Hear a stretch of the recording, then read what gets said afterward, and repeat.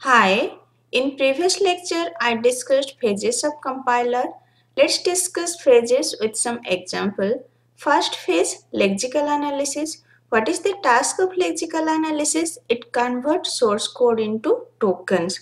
It scans the source code and divide into token. What is token?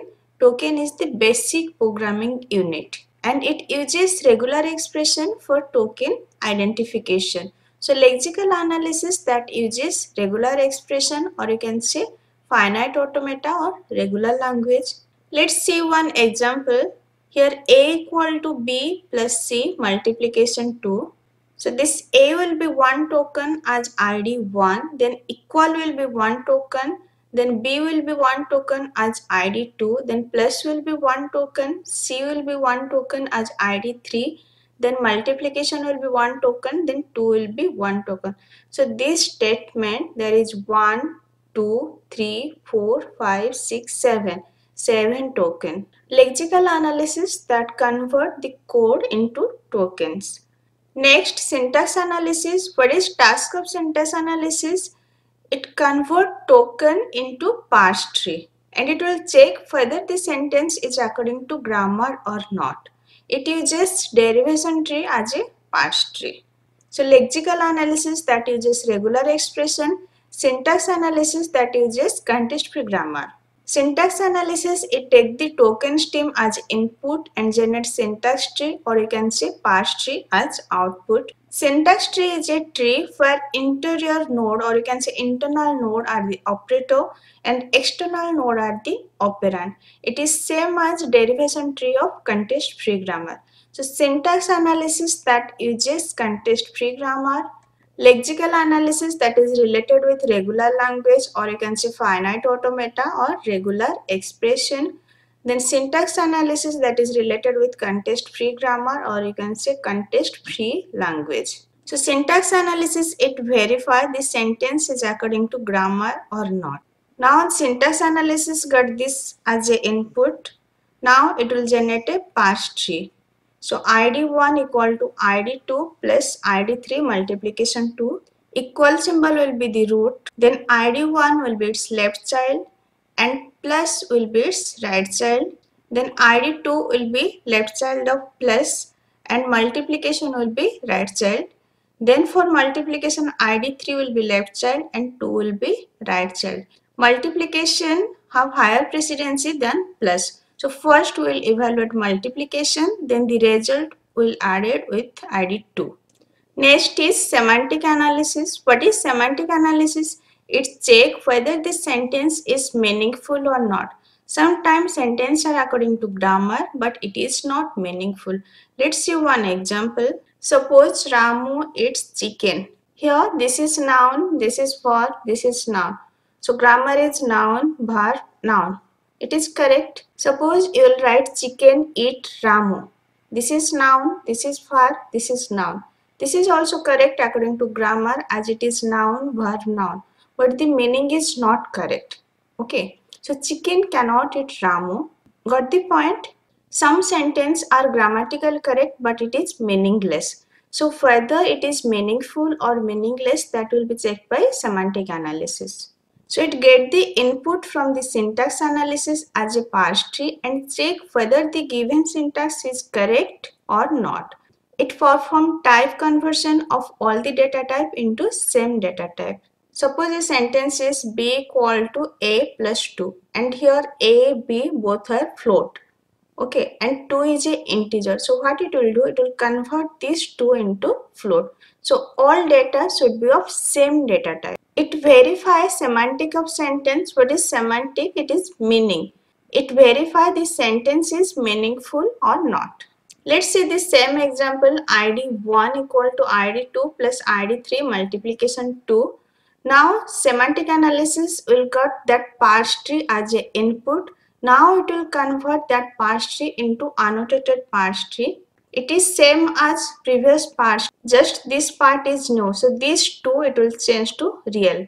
Like suppose id2 and id3 and id1 these are real, then it will change 2 to real. So semantic analysis, it will take input as a parse tree and produce annotated parse tree as a output. Next is intermediate code generation. There are lots of intermediate code, but 3 address code is most popular.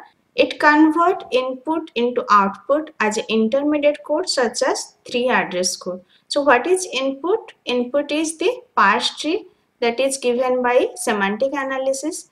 And what will be output? Output will be 3 address code.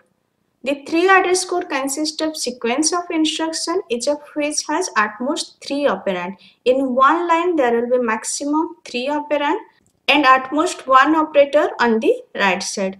Let's see the example for this. First, this 2 will store in T1. T is a temporary value. Then we'll do this multiplication. So T2 will be ID3 multiplication T1. T1 that contain 2, so T1 multiplied by ID3 that will be stored in T2. Now this result is stored in T2. So T2 next we will add with ID2. ID2 plus T2 that will store in T3. Then again we need to store the result in ID1. So ID1 will be T3 that will store the result. You can check there are maximum 3 operand. So here 1, 2, 3. Maximum there can be 3 operand and at right side there will be at most 1 operator. Here you can say this is operator, this is operator, at most 1 means maximum 1 operator or 0 operator. Here there is 0 operator, here there is 0 operator. So at a line there will be maximum 3 operand and at most 1 operator at right side. So here T is used as a temporary value. Next, intermediate code optimization. What we will do, we will try to optimize that 3 address code.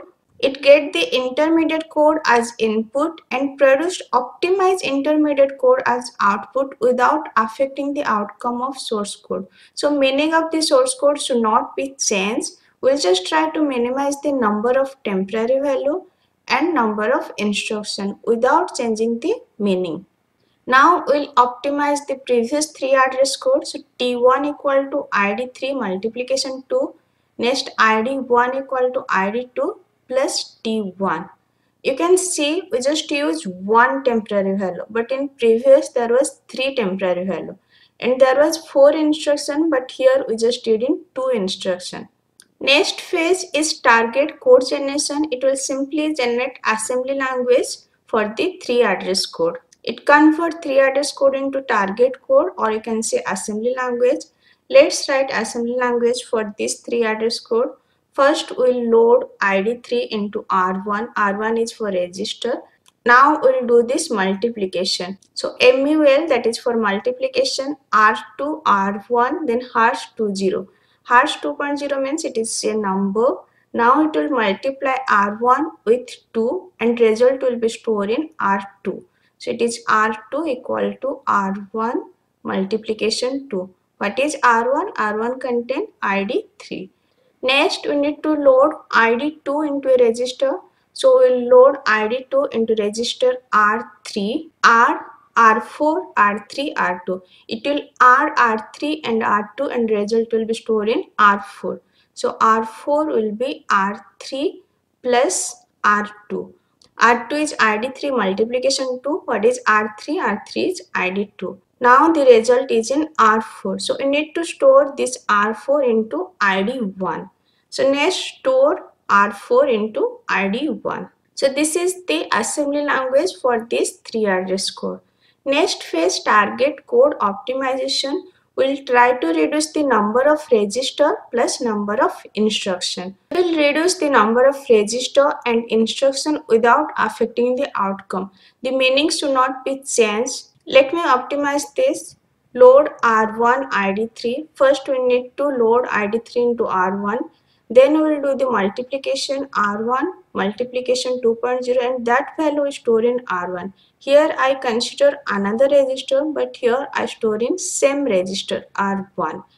Next load R2 ID2 means ID2 we load into R2 register. Then we'll add R1 and R2. R1 contain ID3 multiplication 2. And what R2 contain? R2 contain ID2. Now we'll just add R1 and R2 and that value will store in R1. So now R1 contain the result and that result need to store in ID1. So next store ID1 R1. Now you can mark here we use 4 register, here we use simply 2 register. So we reduce the number of register. Let's discuss all the phases with example. First is lexical analysis. We give input as A equal to B plus C multiplication 2 and it will give result as a tokens. So ID1 equal to ID2 plus ID3 multiplication 2. Next, syntax analysis, it will take this set of token as an input and produce a parse tree. Next, semantic analysis, it will convert this parse tree into annotated parse tree. It will change all data type into same data type. It will check whether it is meaningful or not. Now for 2, we just convert into real as ID1, ID2 and ID3 are real data type. Next is intermediate code generation. It will take input as this parse tree and result a 3 address code. Next, intermediate code optimization, that will take this as an input and optimize this code. There are 3 temporary value and there are 4 instruction. There are 3 temporary value, but here we just use 1 temporary value. And number of instruction reduced to 2. There was 4 number of instruction. Next phase, target code generation. It will generate assembly language from this optimized 3 address code. Now this will be the assembly language from this 3 address code. Next phase, we need to optimize this assembly language. Here we used 4 register. In this assembly language, we just reduce the register. In this assembly language, we used 4 register. In this assembly language, we just used 2 register. Every phases that convert one representation to another, like here it convert to token, it convert to parse tree, it convert to annotated parse tree. Next IC generation, it convert to 3 address code.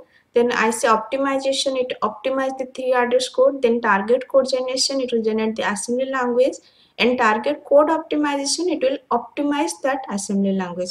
And there will be symbol table that contain information of all the variable, like A will be ID1, B will be ID2, C will be ID3.